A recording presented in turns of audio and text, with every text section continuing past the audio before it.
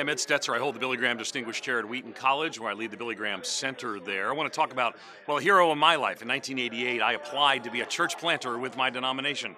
I still have the letter where they turned me down. Now, to be fair, I was 20 years of age. I had a degree in biology and chemistry. I hadn't pastored at all, and I took 2 courses in religion. I might have turned me down as well, and later I became the guy in charge of turning people down for the denomination, at least in the part that I read. But the reality is that I found myself called of God to plant a church in the inner city of Buffalo, New York, among the urban poor, but now turned down by the denomination that would fund me.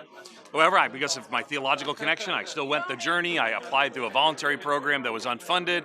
I got a job blowing insulation as a contractor and helped build and rehab houses.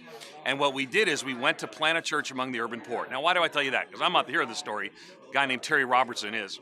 Terry Robertson was a pastor there and ultimately serving as a kind of a regional district leader. And Terry said, hey, listen, I know you got turned down, but I believe that God has called you to plant a church. Matter of fact, I believe we need more space and place for people who don't have traditional theological education, who don't have pastoral experience. And there's not a whole line of people wanting to go to the inner city of Buffalo, New York, which is the fastest shrinking city in America at the time, and go plant a church among the urban poor. So he took a risk.